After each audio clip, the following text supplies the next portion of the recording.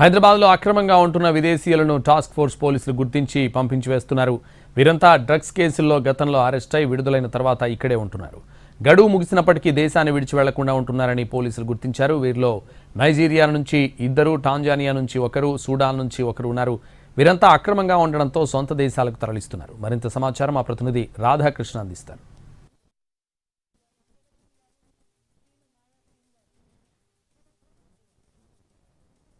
వీసాలు లేకుండా అక్రమంగా దేశంలో ఉంటున్న నలుగురు విదేశీయులను దేశ బహిష్కరణ చేస్తున్నారు హైదరాబాద్ పోలీసులు.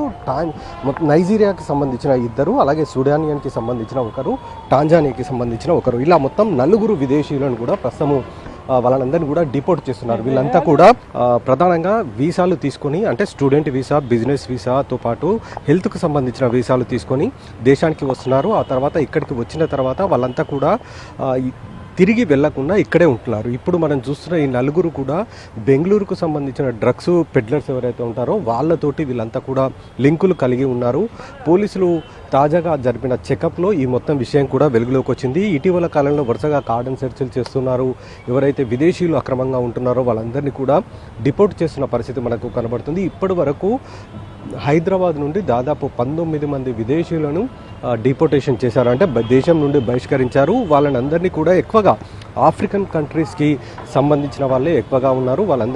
వాళ్ళందరిలో 19 మందిలో 6 మహిళలు ఉండగా మిగతా వాళ్ళంతా కూడా 13 మంది పురుషులే ఉన్నారు. ఇప్పుడు మనం చూస్తున్న దాంట్లో కూడా 2 మగవాళ్ళు ఉన్నారు, 2 ఆడవాళ్ళు ఉన్నారు. వీళ్ళందరినీ కూడా ప్రస్తుతం విదేశాలకు, అంటే వాళ్ళ సొంత దేశాలకు పంపించేందుకు అవసరమైన ఏర్పాట్లు చేశారు. ఇప్పటికే ఎగ్జిస్ట్ ట్రావెల్ సర్టిఫికేట్ని కూడా తీసుకొని రావడం జరిగింది.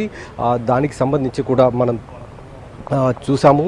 ఆఫీసర్లు వాటిని తీసుకొని వచ్చారు. ప్రత్యేక వాహనంలో వాళ్ళని హైదరాబాద్ ఎయిర్పోర్ట్ తీసుకొని వెళ్ళి అక్కడ వాళ్ళని విమానంలో వాళ్ళ దేశాలకి పంపించబోతున్నారు. మరొకసారి ఇక్కడికి రాకుండా ఉండేందుకు వాళ్ళ పేర్లతో పాటు వాళ్ళ ఫేస్ ఐడెంటిఫికేషన్ ఏదైతే ఉంటుందో అదంతా కూడా బ్లాక్ లిస్ట్లో పెడుతున్నారు. ఒకవేళ మళ్ళీ తిరిగి కనుక వాళ్ళు దేశానికి వచ్చే ప్రయత్నం చేస్తే మాత్రం వాళ్ళపైన కఠిన చర్యలు తీసుకుంటామనేది కూడా ప్రస్తుతం